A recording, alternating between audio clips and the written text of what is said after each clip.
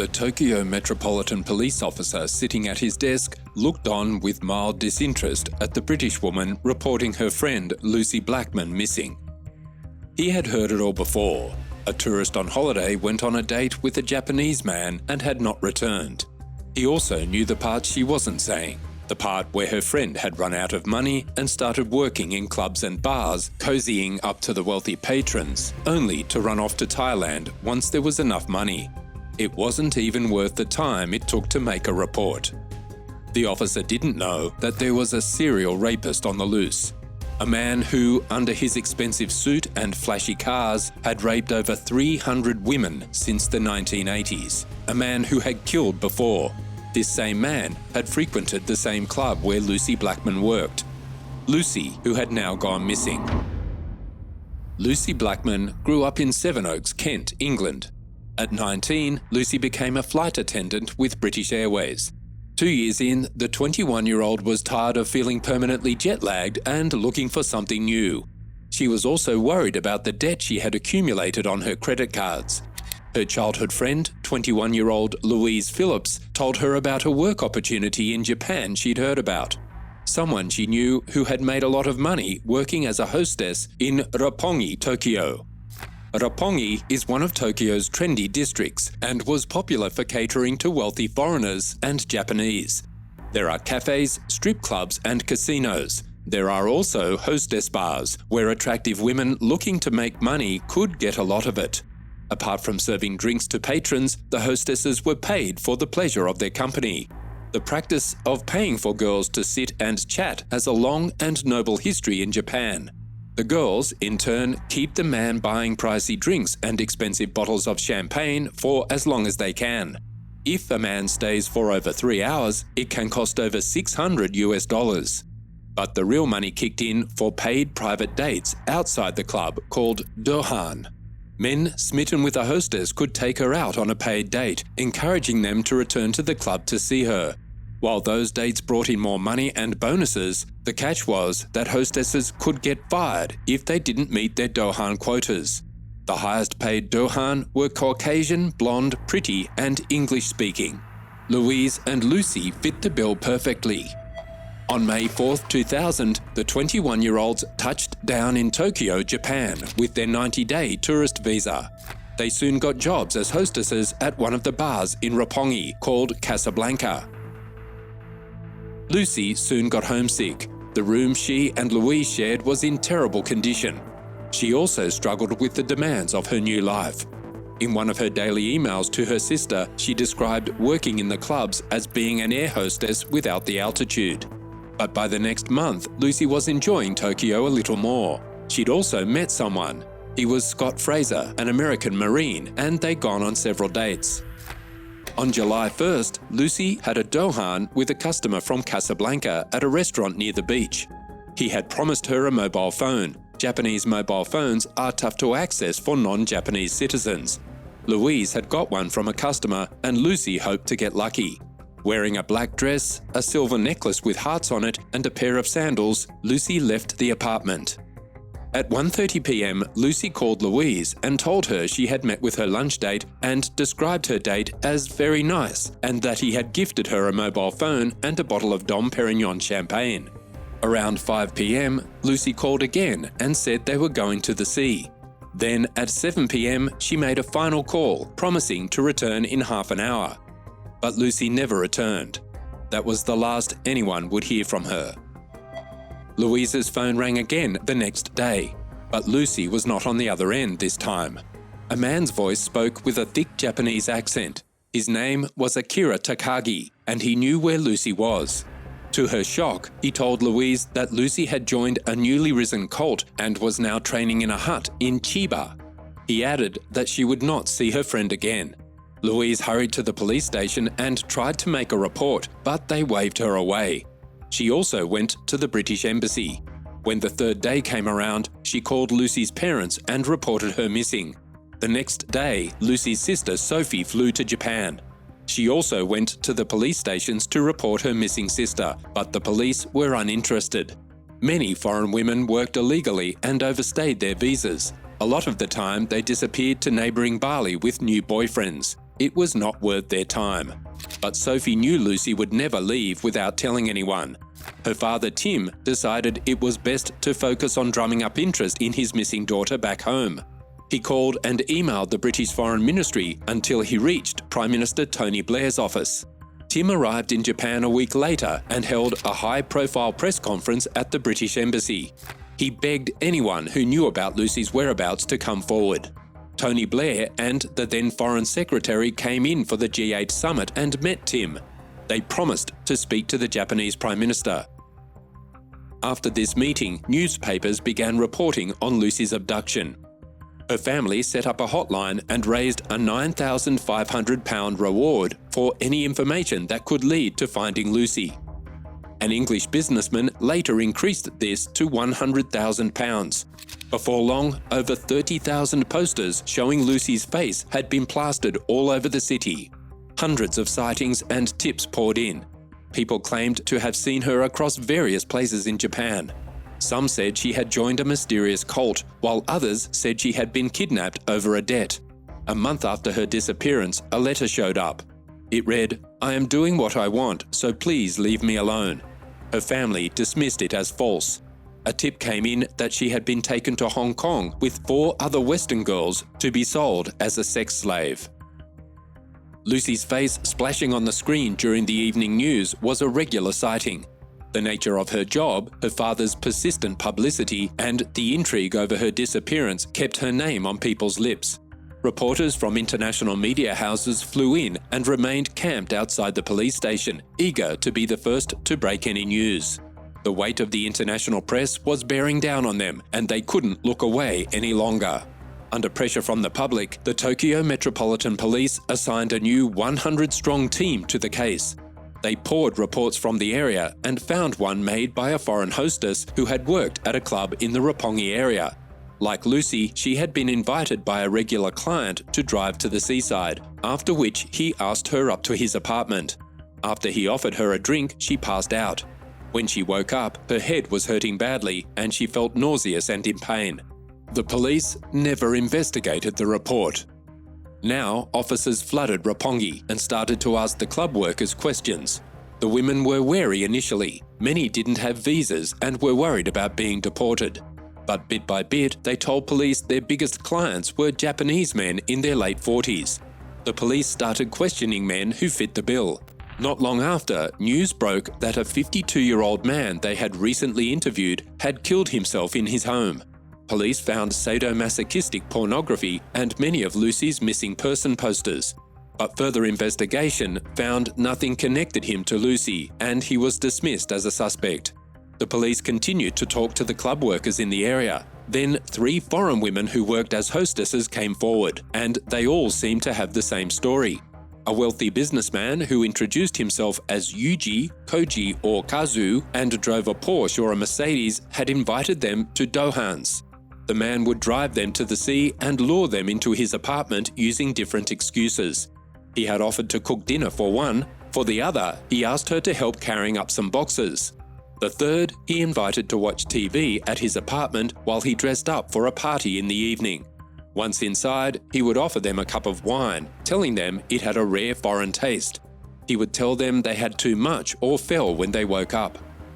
One of the women handed over the phone number of the man she believed had brutalized her. She had kept it scribbled on a piece of paper for years. The phone number was registered to 48-year-old Joji Obara. Officers provided them with a photo lineup and the women picked out his pictures one by one. Joji was known to frequent nightclubs to talk to blonde hostesses while wearing Armani suits and high-heeled boots to look taller.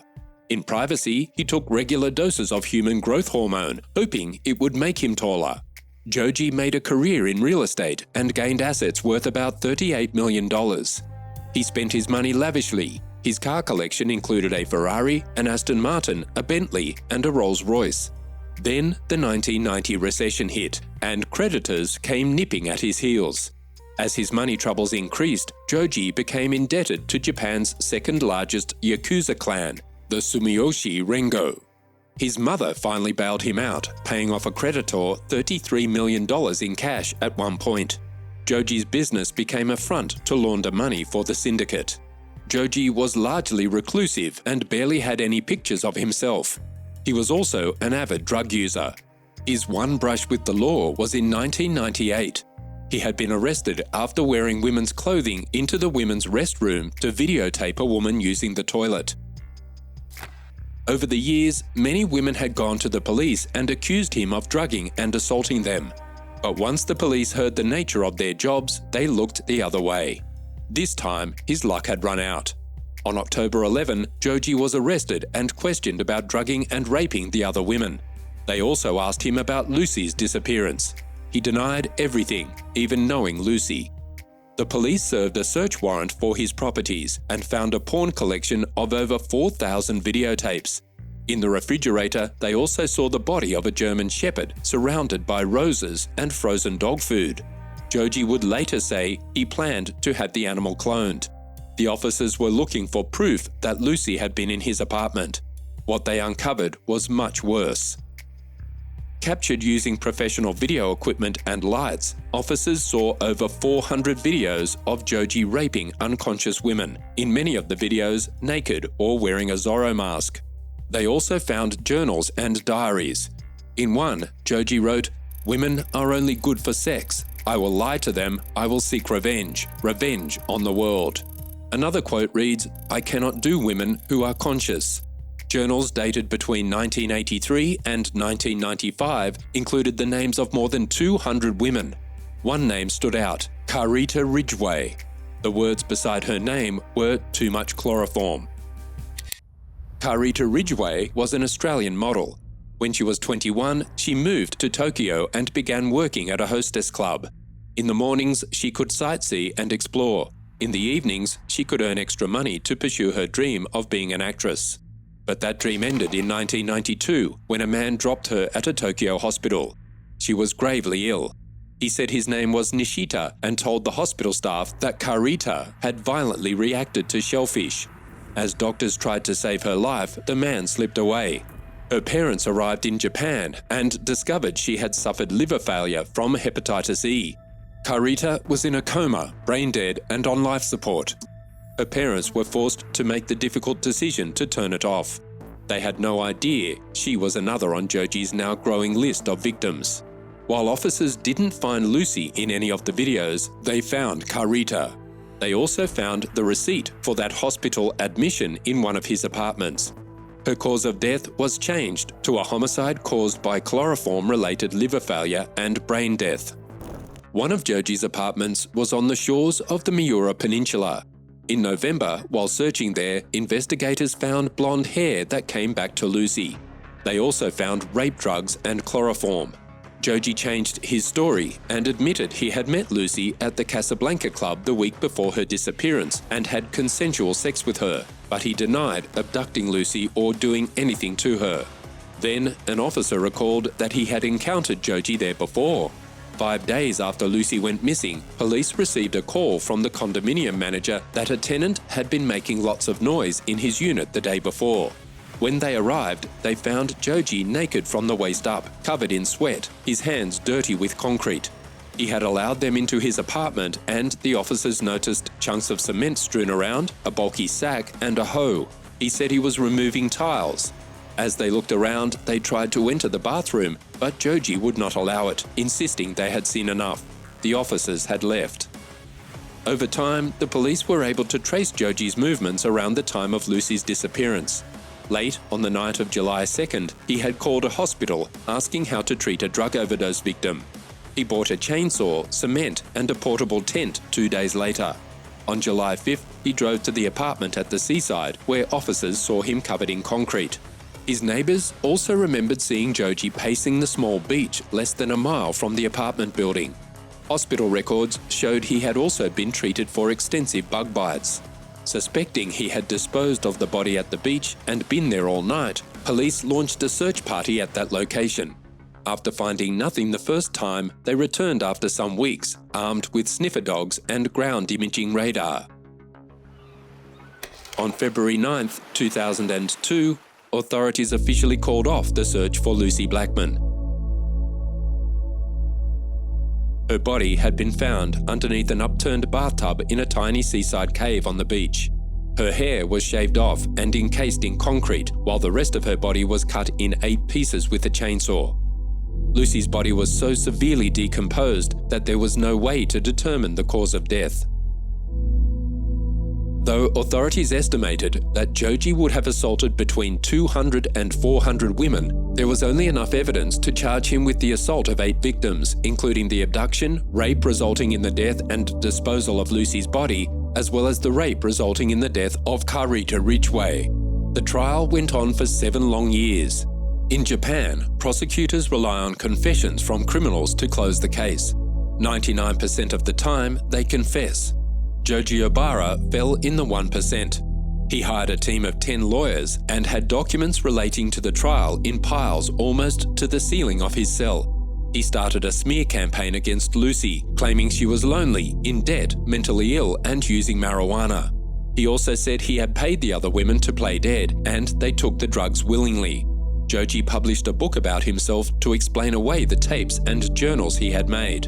At the trial, the prosecution exposed Joji's fetish for raping unconscious women, and how after drugging them, he put clothes soaked in chloroform over their mouth to keep them lifeless way longer than the drug could. Chloroform is toxic to the liver and can be fatal. They knew this had led to Karita's death and suspected that was what happened to Lucie. In April 2007, almost 7 years after Lucie disappeared, Joji was convicted of multiple cases of rape and the manslaughter of Karita Ridgway. But justice was still far away for the one disappearance who had helped shine a light on him. Joji was found not guilty of all charges relating to Lucie and her death because there was no direct evidence linking Joji to her death. Collective gasps of shock ran through the courtroom. Her father and sister were angry and disappointed, but they made up their mind to push for an appeal. A year later, Joji, already serving a life sentence, was finally found guilty of abducting, dismembering, and disposing of Lucie's body. Joji was declared bankrupt in 2004 with debts of up to £122 million. To this day, he maintains his innocence, but in what has been described as one of the worst sex crimes in Japan's history, authorities believe that he raped as many as 400 women. Several post-mortems have been performed on Lucie's body in Japan and the UK, but there is still an open verdict on her death certificate and no official cause of death. Only traces of sedatives and the date rape drug Rohypnol were found. Her family has been left with the loss and nightmares to fill the gap on what Lucie's final moments alive had been. It was a trauma that was almost too much for her sister, who tried to commit suicide.